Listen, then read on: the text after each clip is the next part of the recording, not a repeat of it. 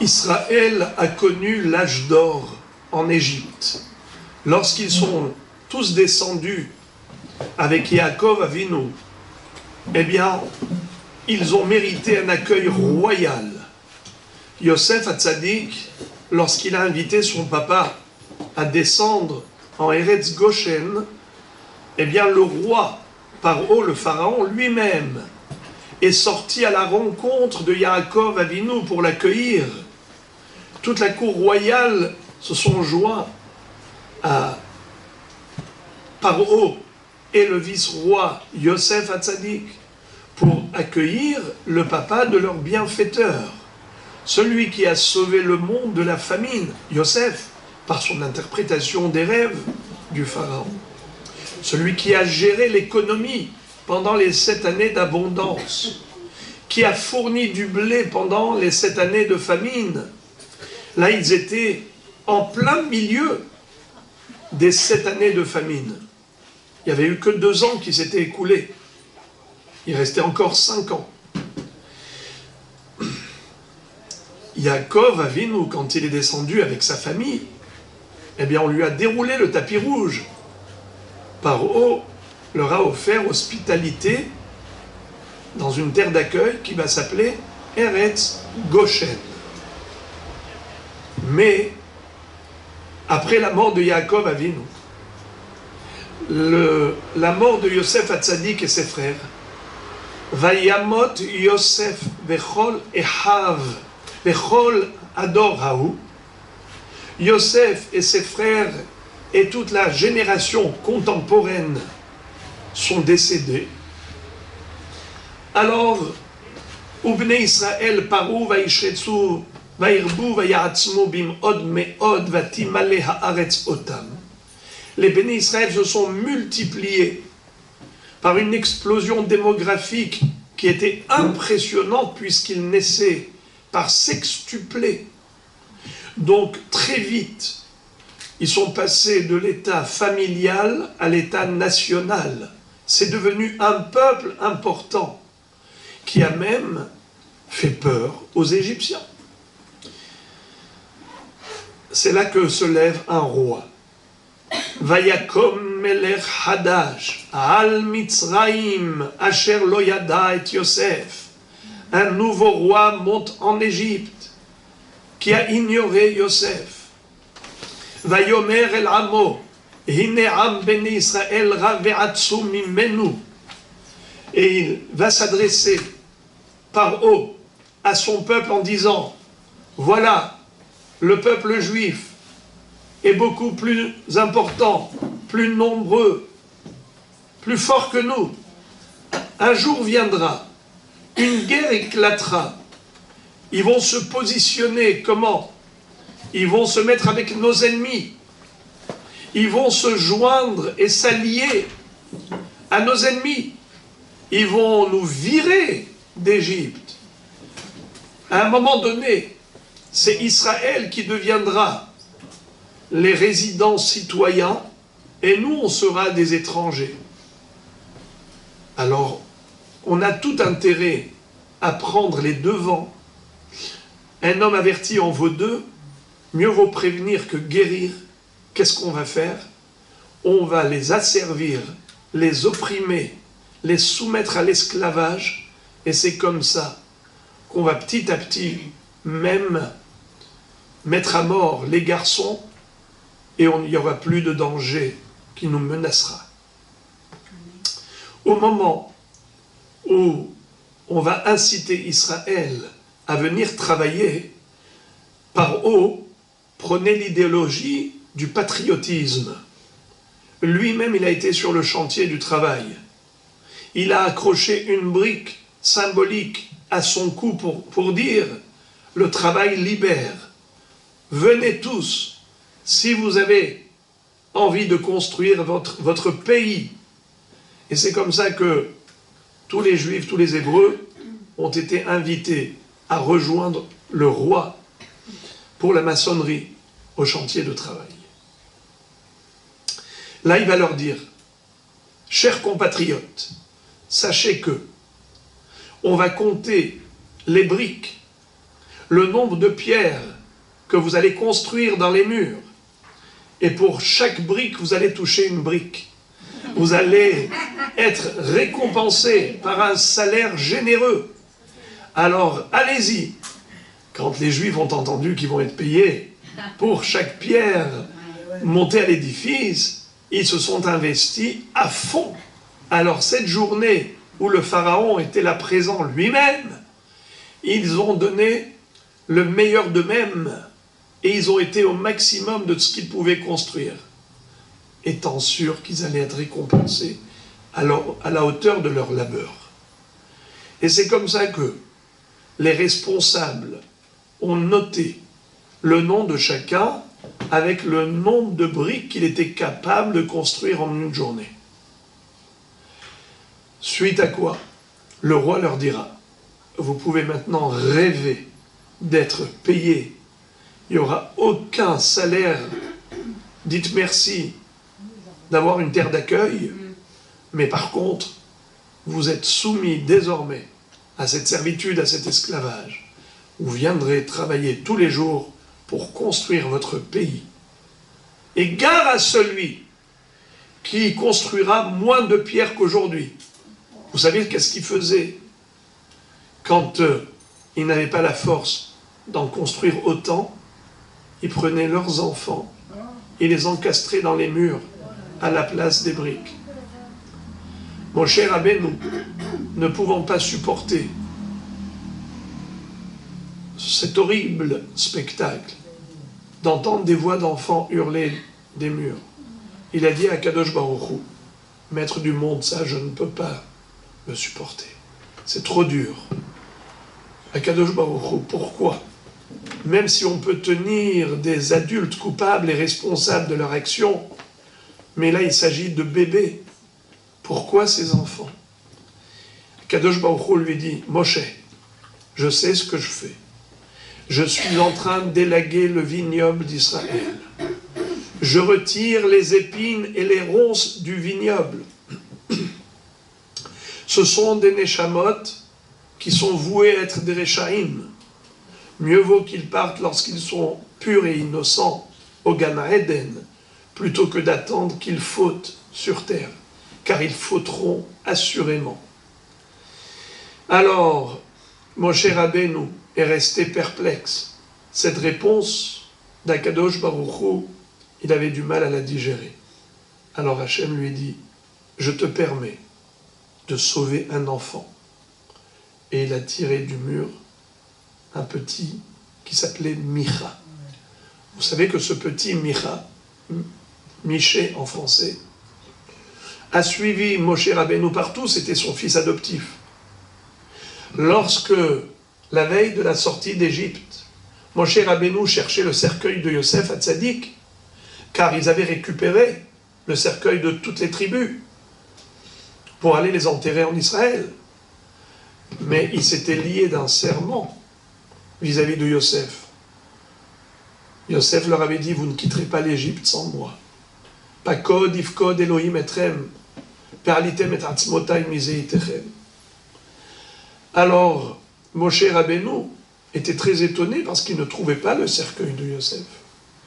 Jusqu'à ce qu'il croise, après 3 jours et 3 nuits de recherche, Serach bat Asher. Serach, la fille de Asher, était survivante depuis l'époque de Yosef Hatzadik, depuis Yaakov Avinu, qu'il avait béni d'une longévité, parce qu'il lui a dit, ma petite fille, Serach, la fille de Asher, fils de Yaakov, tu m'as rendu le goût à la vie. Comment? Quand les frères ont retrouvé Yosef comme vice-roi en Égypte, ils n'ont pas voulu choquer Yaakov Avinu pour pas qu'il fasse un infarctus. Ils vont appeler Serach, la violoniste. Ils vont lui dire, rentre dans la tente de papy et chante avec ton violon. Yosef, Od Yosef Dodi Hay, Vechihu Moshel Bechol Eretz Mitzrayim. Mon oncle Yosef, il est encore vivant. C'est lui qui est le premier ministre en Égypte. Et quand elle chantait ça, Yaakov Avinu, il entend des mots bizarres. Il dit, mais qu'est-ce que tu racontes là? Et c'est comme ça que petit à petit, elle lui a annoncé la bonne nouvelle, mais avec douceur, pour pas qu'il soit choqué, traumatisé. Quand Yaakov Avinu réalise, il n'y croyait pas ses oreilles.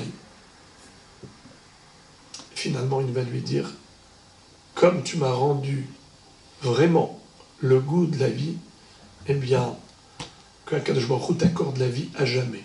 Elle fait partie des personnes exceptionnelles qui sont rentrées vivantes au Gan Eden.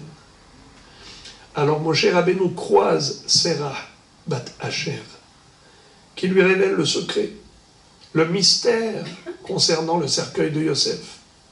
En fait, les Égyptiens, sachant qu'Israël était lié d'un serment et qu'il ne pouvait pas sortir d'Égypte sans lui, ils avaient mis son cercueil dans un coffret en métal qu'ils avaient plongé dans le Nil afin qu'il devienne introuvable.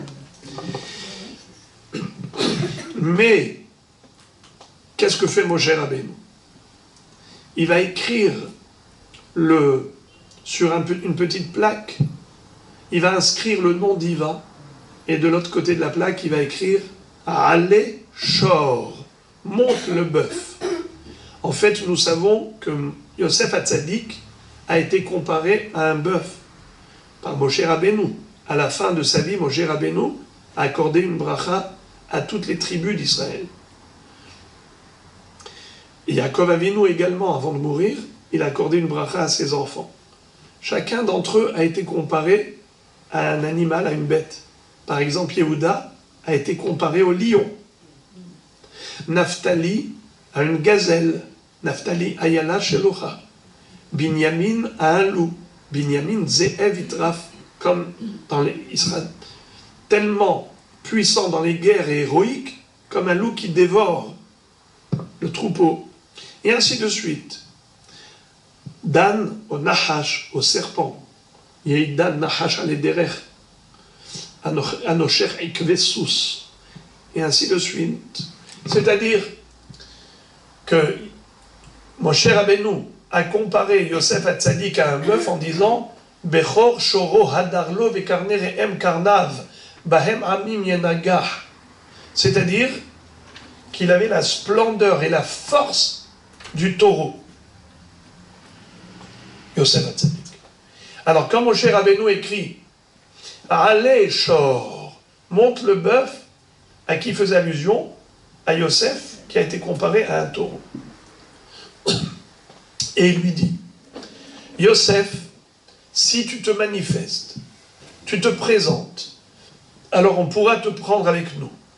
Sinon, on est quitte du serment duquel tu nous as liés. Et c'est comme ça que le cercueil de Yosef Hatzadik monte et flotte à la surface. Moshe Rabbeinu le récupère. Vayikach Moshe Atzmot Yosef Aimo. Moshe Rabbeinu a pris avec lui le cercueil de Yosef. Donc, Yaakov Avinu, Moshe Rabbeinu, lui, au moment où il a écrit cette plaque, Allez, Shor, monte le bœuf, il était suivi de qui? Qui est-ce qui le suivait partout? Micha. Il a récupéré cette plaque. Un jour, dans le désert, lorsque Moshe Rabbeinu va monter au ciel pour recevoir l'étape de la loi, que vont faire le Erev Rav, ils vont inciter Aaron à Cohen, ils vont inciter Israël à fabriquer un veau d'or, faire Avodah Zara. Ils ont sollicité Aaron à Cohen pour fabriquer le veau d'or. Mais Aaron, qu'est-ce qu'il a fait? Il a dit, allez-y chercher l'or, de l'or de chez vous. Quel or? Eh bien, les bijoux de vos femmes. Les femmes ont refusé de donner leurs bijoux pour fabriquer un veau d'or. Mais finalement, ils ont pris de force les bijoux de leurs femmes. Ils ont donné à Aaron. Aaron, il s'est dit, je vais jeter tout l'or dans le feu, soi-disant, pour le fondre, et ça va se mélanger au charbon. Je vais dire que je n'ai pas fait exprès, j'ai cru que c'était comme ça qu'il fallait faire fondre l'or. Et ensuite, en attendant, Moshe Rabbeinu, il aura le temps d'arriver, le temps de récupérer l'or et tatati, tatata. Mais il n'a pas eu le loisir de retarder la fabrication du veau d'or. Il a été terriblement surpris. Comment? Le veau d'or est sorti immédiatement du feu. Lui, il a jeté l'or dans le feu, et il y a un veau d'or qui est sorti. Vayetse ha'egel hazeh. Plus tard, il va raconter à Moshe Rabbeinu, ce ha'egel est sorti. Mais comment il est sorti? Figurez-vous, disent nos maîtres, Micha avait jeté la plaque dans le feu quand Aaron avait mis l'or. Qu'est-ce qu'il y avait écrit dans cette plaque? Allez, Shor, monte le bœuf. Monte le bœuf. Et comme il y avait le nom d'Akadosh Baruch Hu, le nom d'Akadosh Baruch Hu a fait ressortir donc ce bœuf. C'est comme ça que le veau d'or a été fabriqué. Maintenant, quand ils ont adoré le veau d'or, il y a eu malheureusement une répétition de la faute de Adam Arishon qui a entraîné la mort sur l'humanité. La mort n'existait pas auparavant. C'est quand Adam Arishon a mangé du fruit interdit que Dieu a condamné l'humanité à la mort. Dieu va dire à Adam, Biyom acholcha mimenu mot tamut. Mais après le Matan Torah, en disant Naaseh venishma, eh bien, il y a eu annulation du décret de mort. En effet, mais malheureusement, quand ils ont fabriqué le veau d'or et qu'ils ont adoré, ils ont fait Avodah Zara, eh bien, Aouda, le décret de mort est revenu. Et c'est comme ça que, à cause de Micha, jusqu'à présent, le décès existe. Si Israël avait reçu les tables de la loi, il est écrit à propos des 10 commandements, Harut al-Aluhot. Les 10 commandements sont gravés sur les tables de la loi. Quand on dit gravé en hébreu, Harut, c'est avec un tête. Or ici, il est écrit avec un tav. On ne comprend pas pourquoi. Nos maîtres nous révèlent que avec un tav, ça donne Herut. Herut, ça veut dire liberté. On a été libéré de l'ange de la mort. On a été libéré, on aurait pu être libéré de la mort si on avait reçu les tables de la loi. Malheureusement, Moshe Rabbeinu les a brisées, car nos ancêtres étaient en train de danser autour du veau d'or. Alors, regardez-moi ça. Akadosh Baruch avait permis à Moshe Rabbeinu de sauver un enfant des murs en Égypte, là où il avait été encastré Micha. Akadosh Baruch Hu lui a dit, sache que toutes ces neshamot de ces enfants que tu vois maintenant, malheureusement mourir, eh bien, ils vont aller droit au Gan Eden. Alors que si ils vont rester là, eh bien, ce seront des épines dans le vignoble d'Israël.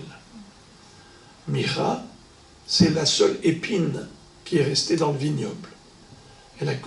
Il a causé un tel dommage collatéral que nous payons jusqu'à présent les pots cassés.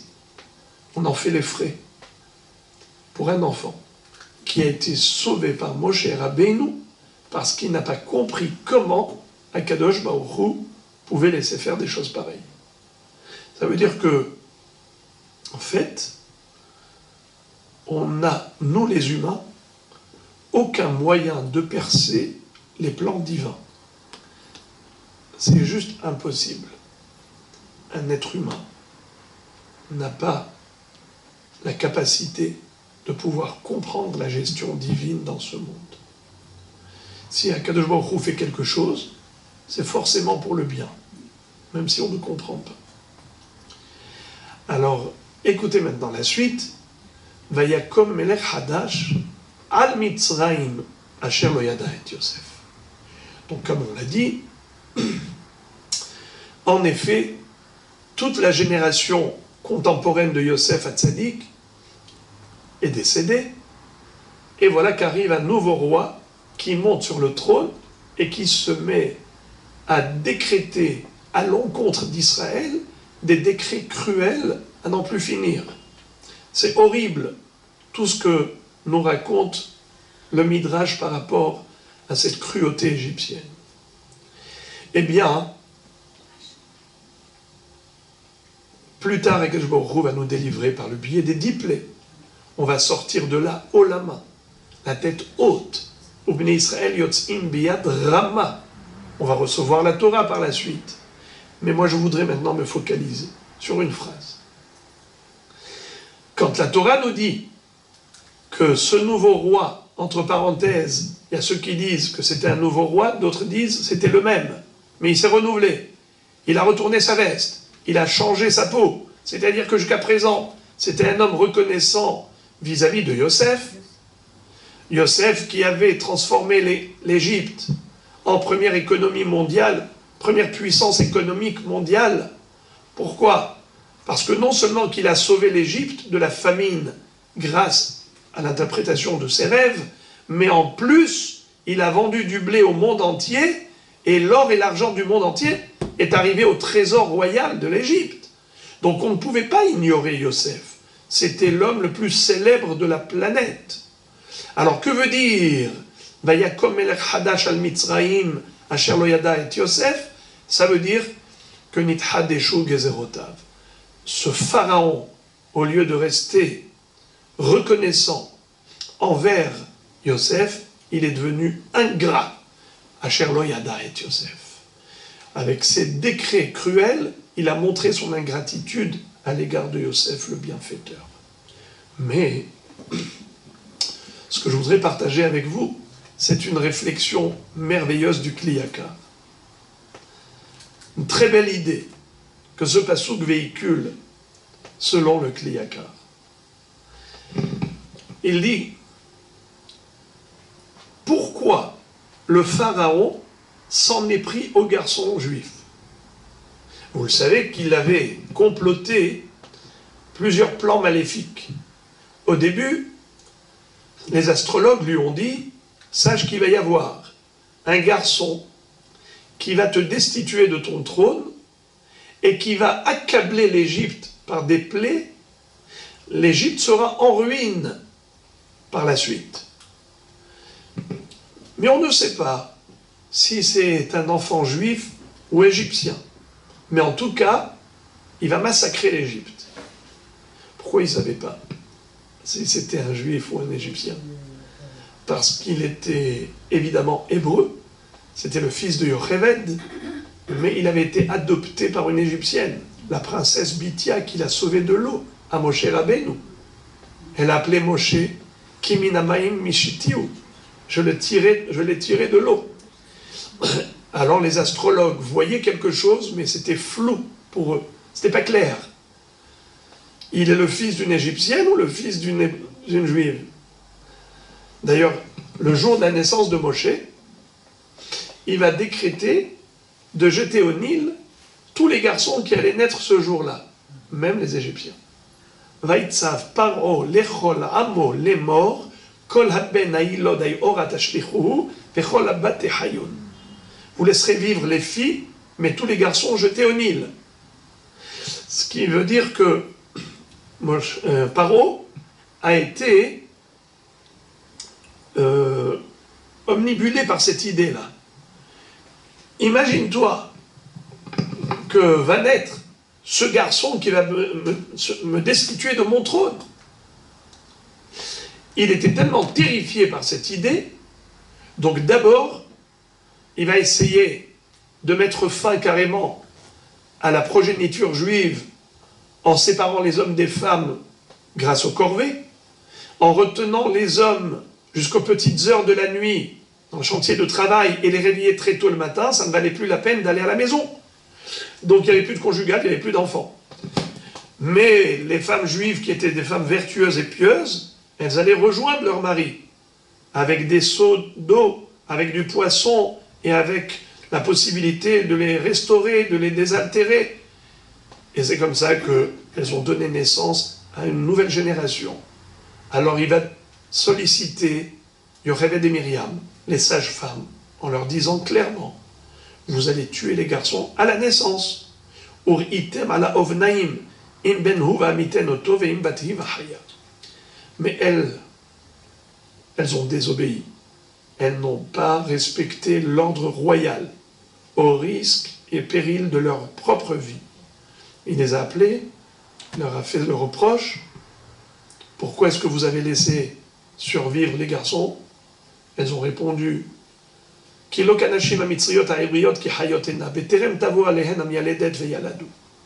les femmes juives, elles sont elles-mêmes des sages-femmes. Elles n'ont pas besoin de sages-femmes. Elles sont des femmes sages, elles se débrouillent toutes seules. Avant même que la sage-femme arrive, le bébé est déjà né. Qu'est-ce qu'on peut faire? Tu nous as dit de tuer au moment où il sort. D'ailleurs, il leur a donné un siman. Il leur a dit, pour savoir si c'est un garçon ou une fille, vous ferez rentrer la main. Si la face, elle est vers le bas, c'est un garçon. Si la face est vers le haut, c'est une fille. Aujourd'hui, il n'y a plus, cette règle n'existe plus. La nature a changé, mais autrefois, c'était comme ça. Donc il leur disait, comme ça, vous allez dire que c'est la mort du nouveau-né. Il est mort-né, né-mort. Alors, elles ont désobéi. Elles ont fait vivre les enfants, elles ont assisté, elles ont prié même Hachem pour qu'ils naissent en bonne santé, pour pas qu'on les soupçonne d'avoir voulu porter atteinte à ces enfants. Et ensuite, qu'est-ce qu'il va faire? Le plan C, après le plan B, c'est le plan C, il dit aux soldats de jeter carrément les garçons dans le Nil. Et le jour de la naissance de Moshe, ils ont dit c'est aujourd'hui. Et on ne sait pas s'il est égyptien ou hébreu. Alors, il donne l'ordre de jeter tous les garçons dans le Nil. Bithia, la fille de Paro, le sauve. Elle va aller se baigner. Elle entend ce bébé pleurer. Elle en a pitié. Ses servantes lui disent, mais ça ne va pas. Ton père a décrété de tuer tous les garçons juifs et toi tu veux lui sauver la vie. Chachamim nous disent que Akadosh Baruch Hu a envoyé Gabriel à Malach pour tuer ses servantes, pour pas qu'elle dissuade la princesse. C'est comme ça que Vatishlach et Amata, elle a envoyé sa main. Mais le berceau était loin. Et Akadosh Baruch Hu a rallongé son bras de plusieurs coudées pour récupérer Moshe. Kiminamaim et Shitiou. D'ailleurs, Moshe Rabbeinu avait 10 noms. La Gemara, dans la Sefet Megillah, page 13, elle nous cite les 10 noms de Moshe Rabbeinu. Yekutiel, Avizanoach, Avisocho, Avigdor. 10 noms. Je me dis, de tous les noms qu'il a, je ne le nommerai dans la Torah que Moshe, qui est le nom que la princesse lui a donné. Bithia, qui a dit Minamaim et Shitiou. Je l'ai tiré de l'eau. Elle appelle Moshe. Mais Shitiou, Moshe. Eh bien, elle lui sauve la vie. Elle l'amène au palais royal. Elle le donne aux nourrices égyptiennes pour l'allaiter. Mais il refuse. Car la bouche, qui devait rester pure, qui plus tard allait converser avec la Shekhinah, qui allait parler à Dieu, ne pouvait pas ingurgiter du lait impur. Qu'est-ce qui se passe? Elle est dans un désarroi. La petite sœur Myriam, qui le guettait derrière les joncs, va aller voir la princesse lui proposer une nourrice juive. Et c'est comme ça qu'elle va aller chercher sa maman, qui va être elle-même récompensée par la princesse qui lui propose un salaire pour nourrir ce bébé, parce qu'elle ne savait pas que c'était sa mère.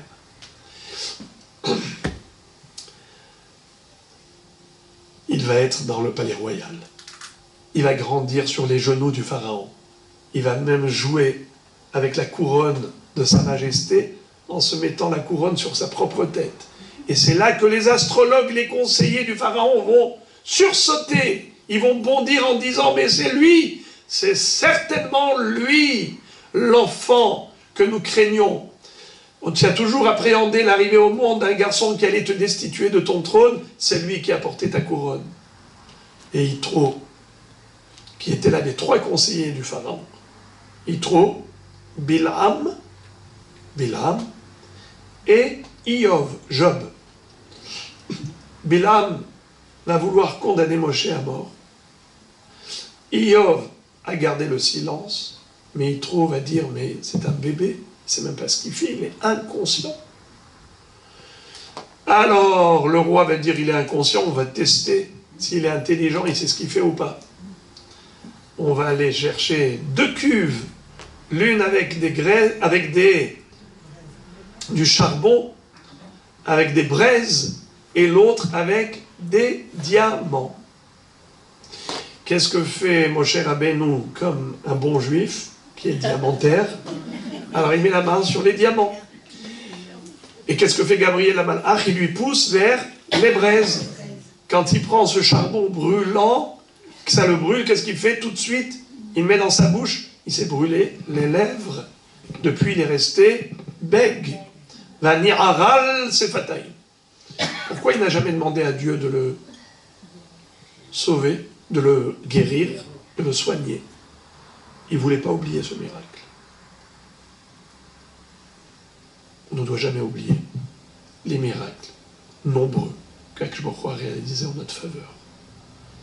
Afin de ressentir constamment la gratitude envers Akadosh Baruch Hu, il n'a pas voulu oublier ce danger, même s'il fallait souffrir de ce bégaiement, mieux valait souffrir toute sa vie de ce bégaiement, plutôt que d'oublier, ne serait-ce un peu, le sentiment profond de gratitude. Donc ce Ness l'accompagnait toute sa vie à Moshe Rabbeinu. Je ferme la parenthèse pour dire que quoi? Que Moshe a grandi dans le palais royal, carrément sur les genoux du pharaon. Plus tard, quand il va devoir gérer Israël, ce n'est pas un petit esclave qui sort de la maison de ses parents, qui ne sait pas gérer un peuple. C'est un prince qui sort de la maison royale avec tout le savoir-faire de la gestion d'un peuple qui va gérer Israël, qui va les guider dans le désert pendant 40 ans, qui va les mener jusqu'au bord d'Eretz Israël, jusqu'aux frontières de notre terre sainte. Alors, quel est maintenant le hidouche merveilleux du Kli Yakar? Le Kli Yakar nous dit Vayakom melech hadash al Mitzraim asher lo yada et Yosef. Un nouveau roi est monté en Égypte qui a ignoré Yosef. Au-delà de l'ingratitude à l'égard de Yosef, il y a là un enseignement sous-jacent. Lequel? Comment Yosef est arrivé en Égypte? Parce qu'il a été vendu par ses frères. Pourquoi l'ont-ils fait? Parce qu'ils ont voulu se débarrasser de lui. Et pourquoi? Parce qu'ils étaient jaloux. Parce qu'ils avaient de la haine. Son papa lui avait confectionné une très belle tunique. À lui tout seul.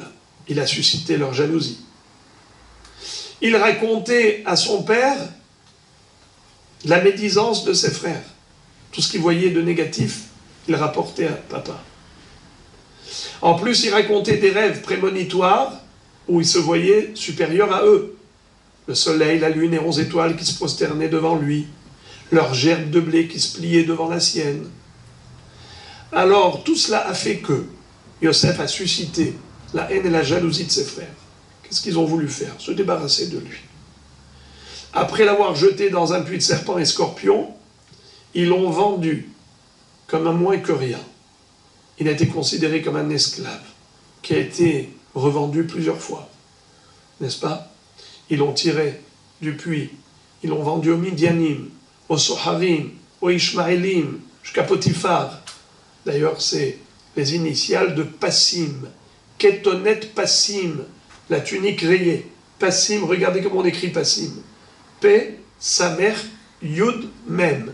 P, Potiphar, sa mère, Soharim, les commerçants à qui il a été vendu. Yud, Ishmaélim, à qui il a été vendu. Mem, Midianim, à qui il a été vendu. Yosef Hatzadik a été vendu et revendu. Il est arrivé où? En Égypte, dans la maison de Potiphar. après l'histoire avec la femme de Potiphar à laquelle il a refusé de s'unir, elle a fait mettre en prison. Il a passé 12 années dans un cachot égyptien.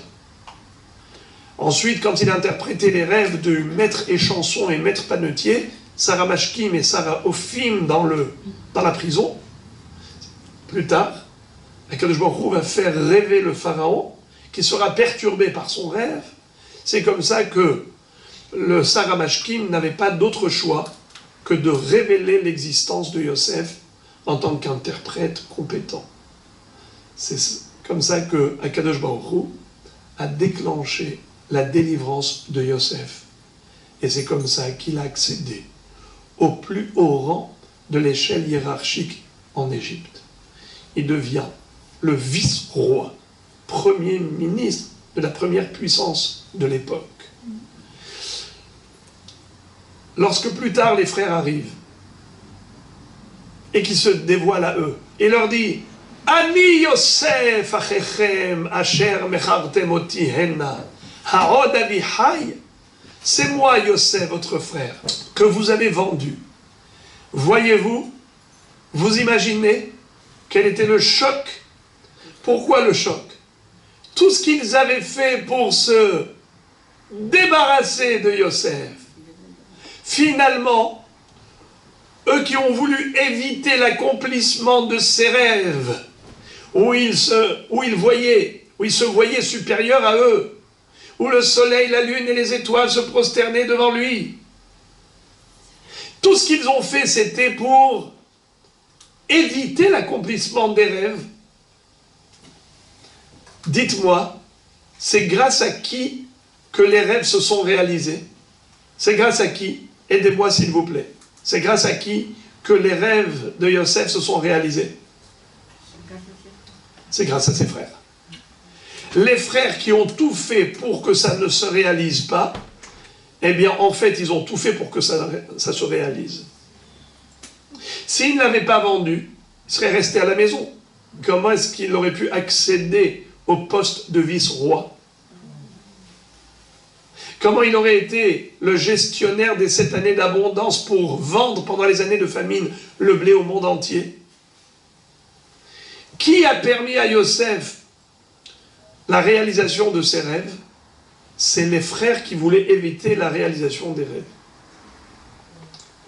Alors regardez maintenant comment c'est beau ce que dit le Kliyakar. Vayakom melech hadash al Mitzrayim asher lo yada et Yosef. Le nouveau roi qui est monté en Égypte n'a pas connu l'histoire de Yosef. N'a pas connu Yosef, ça veut dire il n'a pas compris. Il n'a pas analysé l'histoire de Yosef. Parce que s'il avait réalisé, il aurait compris qu'on ne peut pas aller à l'encontre du plan divin. Tu veux aller contre Dieu, tu vas avec Dieu. Tu as voulu empêcher la réalisation de la volonté divine que Yosef devienne Premier ministre. C'est justement toi qui as fait en sorte que Yosef devienne Premier ministre. Eux, les frères, ce sont eux qui ont fait que ce qu'ils ont voulu empêcher, c'est ce qu'ils ont réalisé. Maintenant, réfléchissons. Paro, qu'est-ce qu'il voulait? Il voulait empêcher l'arrivée au monde de Moshe Rabbeinu. Celui qui allait le destituer de son trône. Celui qui allait devenir le guide d'Israël. Le chef dirigeant spirituel et matériel du peuple juif. C'est qui par tous ses décrets va faire en sorte que Moshe Rabbeinu va arriver, non pas par une soucoupe volante qui va descendre du ciel, il arrive dans une bulle, hein? Et du coup, la bulle s'ouvre et arrive le Rédempteur. Non, il va naître comme un enfant normal, qui est en danger, comme tous les autres enfants hébreux. Et finalement, il sera même carrément dans l'eau, dans son berceau. Et qui est-ce qui va le sauver? Ni plus ni moins que la fille du roi. La princesse Bathia, qui va le ramener dans le palais royal. Et où est-ce qu'il va grandir? Dans le palais royal. Et où il va jouer? Sur les genoux du pharaon lui-même. Et il va se mettre la propre couronne. Et un jour, il sortira de là, comme un héros, comme un chef, un guide. C'est comme ça que Moshe Rabbeinu a grandi grâce à celui qui a tout fait pour l'éradiquer de ce monde. C'est le monde à l'envers. C'est-à-dire que on ne peut pas aller à l'encontre de la volonté divine. Si quelqu'un pense qu'il peut faire le contraire de la volonté d'Hachem, tous ses plans sont vains. C'est pour cela que il faut comprendre qu'il faut s'en remettre à lui. Dans le sens où vivre avec la tranquillité d'esprit que de toutes les façons, il n'y a que ce qu'il veut qui sera réalisé. Rabot mahashavot belev ish va'atzat Hashem itakum. Nombreuses sont les pensées de l'homme, mais c'est la volonté d'Hachem qui se réalisera. De tous les programmes, les projets, les plans qu'un être humain peut essayer de se dessiner, finalement, ce qui sera concrétisé, c'est uniquement le plan divin. Rabot mahashavot belev ish va'atzat Hashem hi takum. Donc, par haut, s'il avait analysé l'histoire de Yosef, il n'aurait pas eu cette réaction à l'égard de Moshe. Eh bien, s'il a fait tout ce qu'il a fait bêtement, parce qu'il s'est cru intelligent, mais en fait c'était la plus grosse bêtise, parce que c'est justement ce qui va amener Moshe au plus haut grade, eh bien, c'est parce qu'il a ignoré l'histoire de Yosef. Vayakom melech hadash al Mitzrayim, asher lo yada et Yosef. Il n'a pas appris, il n'a pas compris, il n'a pas déduit la leçon nécessaire de l'histoire de Yosef et ses frères. Ça, c'est le pirouche du Kli Yakar. Et je voudrais maintenant, en quelques minutes, rappeler quelle était la grandeur de Moshe Rabbeinu. Pourquoi Kadosh Baruch Hu l'a choisi à lui, spécialement, pour devenir le Mashiach de la première Géoula, le rédempteur d'Israël après la première galoute en Égypte. Car nous le savons, qu'Israël doit traverser 4 galouillottes. Il y a eu plusieurs exils. Le dernier que nous vivons actuellement, c'est duquel Akadosh Baruch Hu nous sortira, Be'azrat Hashem, avec la venue du Mashiach. Eh bien, le Or HaChaim Akadosh nous dit que c'est en fait la Neshama de Moshe Rabbeinu qui reviendra sous forme du Mashiach. Car Moshe Rabbeinu nous a fait sortir d'Égypte, mais il ne nous a pas fait entrer en Israël. Il a commencé, mais il n'a pas achevé sa mission. Hen ga'alti etrem aharit kereshit. La Geoula Aharona sera à l'instar de la Geoula Rishona. Il y a eu tellement de miracles pour nous faire sortir d'Égypte, il y aura encore plus pour nous faire sortir de la dernière galoute. Mais Moshe Rabbeinu, qui fut choisi par Akadosh Baruch Hu, pourquoi? Parce qu'il était pétri d'amour d'Israël. Son cœur était débordant d'affection pour le peuple juif. Vayetze el echa vayar besivlotam. Le Midrash va dire, Rashi déjà le cite, qu'est-ce que ça veut dire Vayetze el echav? Il est sorti vers ses frères, il a vu leur souffrance. Vayar besivlotam. Rashi de dire, Natan ena velibo liyot metzer imahem. Il a investi son cœur et ses yeux pour souffrir avec eux. Le Midrash d'expliquer, qui leur disait, Mi'iten moti tachtechem haval li alechem. J'aurais voulu mourir plutôt que de vous voir souffrir. Combien je partage votre douleur. Il allait pour réajuster les fardeaux quand il voyait des vieux qui portaient des fardeaux plus lourds que les jeunes. Il essayait lui-même de les aider à porter. Akadosh Baruch Hu, quand il s'est dévoilé dans le buisson ardent, à Moshe Rabbeinu, il est écrit dans le Pasuk, Vayar Hashem Kisar Lirot. Dieu a vu que Moshe Rabbeinu a dévié de son chemin pour aller voir le buisson. C'est pour ça qu'il s'est révélé à lui, il a appelé Vaikra Elav Hashem, Moshe, Moshe. Moshe Rabbeinu s'approche, il va lui dire, retire tes chaussures, car le lieu dans lequel tu te trouves est une terre sainte. Shal na'alecha me'al raglecha, ki hamakom asher ata omed alav admat kodesh hu. Pourquoi il s'est révélé à lui? Qui sar lirot. Alors il y a une explication qui est plus simple. Il a dévié de son chemin pour aller voir cette curiosité. Le buisson qui était flamboyant et pourtant ne brûlait pas, c'est-à-dire il n'était pas consumé par la flamme. Madoua lo iva'ar asene. Mais ça, a priori, c'est pas un mérite. N'importe qui aurait été attiré par cette curiosité. Qu'est-ce qu'il y avait de spécial chez Moshe? Pourquoi que Baruch Hu se révèle à lui? Eh bien, Vayar Hashem qui sar lirot, le Midrash va dire, le mot sar, ça ne veut pas dire seulement dévier du chemin, mais c'est sar vezaef. Sar veut dire déprimé. Hachem a vu que Moshe Rabbeinu était démoralisé en constatant la souffrance d'Israël. Moshe Rabbeinu était profondément chagriné. Pourtant, il vivait comme un king dans le palais royal. Il ne manquait de rien. Il avait tout pour lui.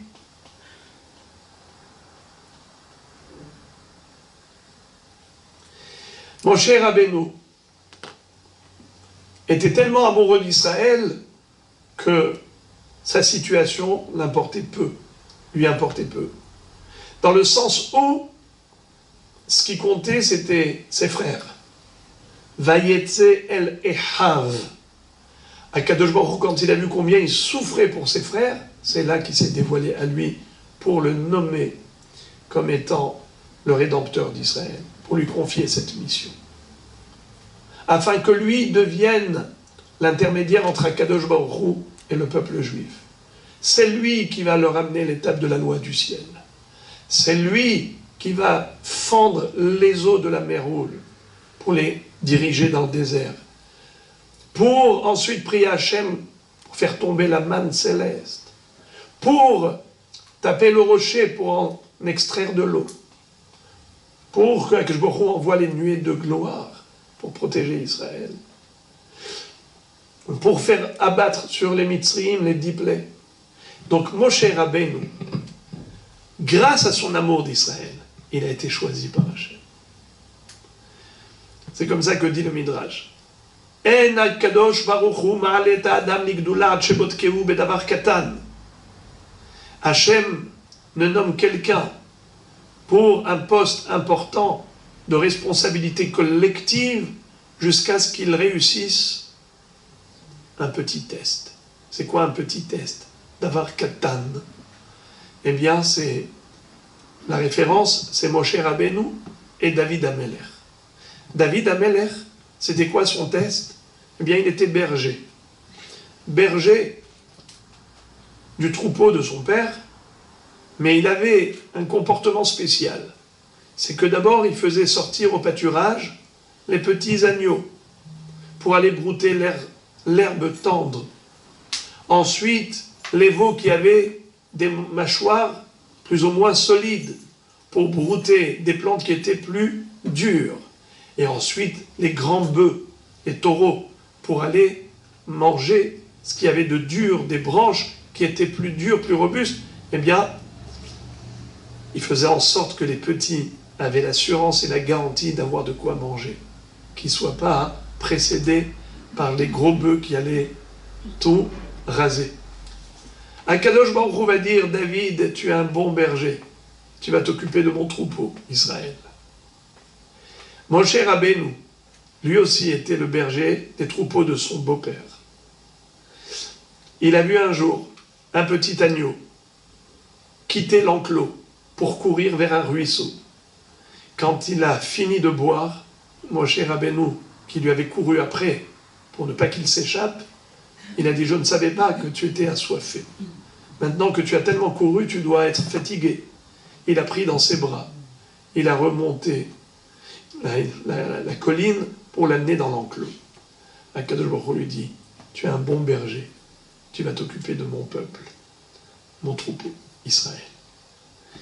Cette force-là qu'avait Moshe Rabbeinu, de faire sortir les autres de leur pétrin, Akadosh Baruch Hu lui a donné cette mission officiellement. J'ai vu un pérouche extraordinaire qu'en fait, il a hérité de cette force de Bithia, la fille de Paro. Bithia, la fille du pharaon, elle s'était mise en danger parce qu'elle allait contre le décret cruel de son père. Lui avait ordonné de jeter les garçons dans le Nil et elle sauvait un garçon juif du Nil. Elle a fait Messirut Nefesh pour lui sauver la vie. Comment elle l'a nommé? Moshe. Kiminamaim Eshitiou. Je l'ai tiré de l'eau. Elle appelle Moshe. Traduction de Moshe, il tire. Celui qui tire les autres. Comment elle aurait dû l'appeler? Non pas Moshe, mais Machouille. Celui qui est tiré, et non pas celui qui tire les autres. Passif. Moshe était passif. Moshe, c'est actif. Machouille, c'est passif. Donc elle aurait dû lui donner un nom conjugué à la forme passive. Machouille. Pourquoi elle l'appelait Moshe? Le pirouche, il est extraordinaire. Koach hapoel banifal. Quand on fabrique quelque chose, il y a la force du fabricant dans l'objet fabriqué. Lorsque Bithia, la fille de Paro, a sauvé la vie de Moshe Rabbeinu, mais pas facilement, elle a investi en lui une force de Messirut Nefesh, car elle-même, c'est au péril de sa vie qu'elle l'a fait. Elle a risqué sa vie quand elle a fait cela. Prête à se sacrifier pour sauver une vie innocente. Alors elle a transformé Machouille en Moshe. C'est-à-dire l'enfant qui a été tiré de l'eau va tirer les Bnei Israël de la galoute. Il est devenu Moshe grâce à Bithia. C'est pour ça que Akadosh Baruch Hu va dire, de tous les noms qu'a Moshe Rabbeinu, je ne choisis que le nom que lui a donné Bithia, la fille du pharaon. Pas seulement par gratitude, mais parce que c'était la réalité de Moshe Rabbeinu. Il était pétri de cette valeur qui s'appelle Ahavat Israël. Un amour d'Israël sans borne au point de se sacrifier pour eux. Lorsqu'il a vu un Mitzri frapper un Juif, il voulait le tuer, alors il a pris les devants. Il lui a sauvé la vie. Il a frappé le Mitzri. Il s'est mis en danger. On a failli le tuer à Moshe. Mais il était prêt à courir ce risque. Prêt à donner sa vie pour les autres. Quand Akadosh Baruch Hu a dit « Je vais exterminer Israël », ils ont commis la faute du veau d'or. Ils ont fait Avodah Zara. 40 jours après Matan Torah. Je vais tous les exterminer. Moshe Rabbeinu, quand Akadosh Baruch Hu lui dit « Laisse-moi faire, je vais les anéantir », Moshe Rabbeinu a compris que ça dépendait de lui, puisque Dieu lui dit « Laisse-moi faire ». On lui dit « Je ne te laisse pas faire. Écoute ma prière. Pardonne-leur. Sinon, tu m'effaces de ton livre.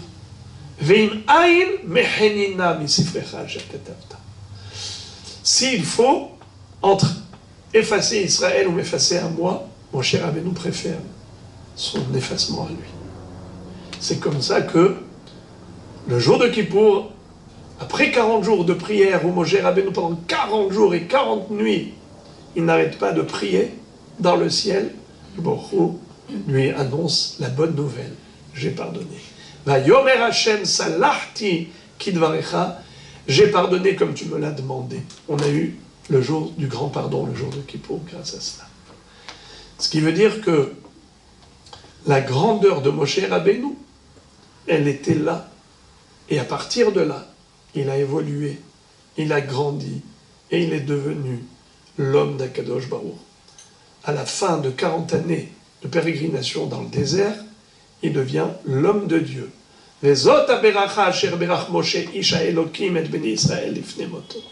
Quand il a accordé la bracha à toutes les tribus, c'était l'homme d'Akadosh Baruch Hu. La première fois où on présente Moshe Rabbeinu dans la Torah, on l'appelle Ish Mitzri, l'homme égyptien. Mais la dernière fois où on le présente, on l'appelle Ish HaElokim, l'homme de Dieu. Vous savez qui est-ce qui a dit l'homme égyptien? Les filles de Yitro. Quand elles ont raconté à leur père que les bergers les avaient jetés dans l'eau et que Moshe Rabbeinu les a sauvés de la main des bergers, non seulement qu'il a abreuvé le troupeau, mais il les avait eux-mêmes tirés de l'eau. Alors il va leur proposer de l'inviter, de l'appeler pour manger chez lui, et même de se marier avec l'une de ses filles. Il s'est marié avec Tzipora. Mais Moshe Rabbeinu, donc, va fuir l'Égypte pour arriver en Midian, dans une situation catastrophique. Il se trouvait, il ne savait pas vers où aller. Mais il n'était pas question de laisser un juif se faire tuer. C'est ce même Moshe Rabbeinu qui passe 40 jours pour prier, pour plaider en faveur d'Israël. Et dans toutes les situations, il était là, à leur côté. Et figurez-vous que même après sa mort, le Nes de Purim, on l'a eu grâce à Moshe Rabbeinu. Car lorsqu'Eliyahu Navi est venu raconter à Abraham, Yitzhak et Yaakov que Haman Aracha avait obtenu gain de cause et que le roi lui avait accordé son sceau royal, l'anneau royal pour sceller les missives de décret d'extermination du peuple juif le 13 Adar, figurez-vous que Eliyahu Navi va tout de suite voir Abraham, Yitzhak et Yaakov le raconter pour qu'ils plaident en faveur de leurs enfants. Et ils se sont avérés comme impuissants. Ils ont dit, mais si ils ont fauté, que Akadosh Baruch Hu en a décidé ainsi, qu'à cela ne tienne, ils seront punis dans ce monde, ils auront au moins le Gan Eden. Il a été voir Moshe Rabbeinu. Eliyahu Navi va dire à Moshe, toi berger fidèle d'Israël, regarde dans quelle situation il se trouve. Alors il va lui dire, est-ce qu'il y a un homme cachère sur terre encore? Il dit, oui, il y en a un, il s'appelle Mordechai. Il va lui annoncer, va l'informer, va lui dire que lui d'en bas, qu'il essaye de ramener Israël à la Teshuvah, et nous d'en haut, on plaidera en leur faveur. Et peut-être qu'on réussira à annuler le mauvais décret. C'est ce qui s'est passé. Il y a tout un débat entre Moshe Rabbeinu et Eliyahu Navi qui est cité dans le Midrash, c'est pas le moment, mais pour vous dire que même le Nes de Purim, grâce aux bergers fidèles d'Israël. Alors, comme a dit le Or HaChaim HaKadosh, c'est que Moshe Rabbeinu nous a fait sortir d'Égypte, mais il n'a pas achevé sa mission. Il viendra en tant que Mashiach ben David. Le corps, c'est le corps de Mashiach ben David, mais la Neshama est celle de Moshe Rabbeinu pour mériter, Be'ezrat Hashem, cette rédemption finale. Bimhera Menu. Amen. Vous posez une grande question par rapport aux événements terribles du 7 octobre, le jour de Simchat Torah. Et on vient de parler de l'histoire de Purim. Chachamim nous disent dans la Gemara que Am Israël doit faire Teshuvah avant la venue du Mashiach. C'est une marloquette entre Rabbi Eliezer et Rabbi Yoshua. Rabbi Yoshua dit qu'il va falloir faire Teshuvah pour déclencher l'avènement messianique. Alors on lui a posé la question, et si jamais Israël ne veut pas faire Teshuvah, car la Teshuvah, ça relève du libre arbitre, eh bien, la réponse, elle est terrible. Il lui dit, Akadosh Baruch Hu מעמיד עליהם מלך שגזירותיו קשות כשל המן ומחזירה נמותיו. Eh bien, Akadosh Baruch Hu va nommer un roi dont les décrets seront aussi cruels que Haman Aracha, qui n'avait de cesse que de vouloir anéantir Israël. C'est ce qui a, à l'époque, déclenché une teshuva collective, puisqu'ils ont jeûné pendant 3 jours et 3 nuits, suite auquel il y a eu la pendaison de Haman Aracha. Israël a été délivré de ce terrible décret, mais il a suffi 3 jours de teshuva. Ainsi, Akadosh Baruch Hu, avant la venue du Mashiach, il va nous pousser dans nos retranchements, au travers de ces décrets terribles qui vont nous pousser également à faire teshuva. Donc c'est un petit peu la grande intelligence qui devrait être la nôtre, c'est de comprendre les messages divins. Ça veut dire que ce ne soit pas Hasve Shalom, des sacrifices en vain. Ça a été terrible, c'était vraiment très dur ce qu'on a vécu. Il ne faut pas que ce soit stérile, il ne faut pas que ce soit pour rien, gratuit. Il faut que ça puisse déclencher ce qu'Akadosh Baruch Hu attend de nous, c'est-à-dire un réveil collectif. Si vous avez remarqué, ceux qui sont à l'origine de tout ce terrorisme, c'est l'Iran. L'Iran, c'est la Perse antique. Donc Haman Aracha d'Iran, c'est lui qui a déclaré clairement qu'il voulait anéantir Israël. Et regardez que le chef d'Iran ne se gêne pas pour dire qu'il veut décimer Israël de la carte. Ça veut dire que c'est incroyable que dans un monde moderne comme celui-ci, on peut laisser parler des terroristes, c'est-à-dire des chefs d'État officiels qui s'expriment comme des terroristes. Ça veut dire quoi? Que Akadosh Baruch Hu, une fois de plus, nous parle. Parce que nous avons l'obligation de nous défendre, mais d'abord se défendre par rapport à notre relation avec Akadosh Baruch Hu, et ensuite avec les hommes. Exactement comme ça s'est passé à Purim. D'abord, il y a eu 3 jours et 3 nuits de jeûne et de prière, et ensuite il y a eu le jour J, le 13 Adar, le combat, où Israël a combattu tous leurs ennemis, les Amalekim. Il n'y a pas eu un seul juif qui est tombé en guerre. Même ce jour-là, ils ont jeûné, le jour de la guerre. Donc, c'est un petit peu l'histoire, comme on dit, qui est un éternel recommencement. Le principal, c'est de tirer les bonnes leçons, les bonnes conclusions pour de bonnes résolutions.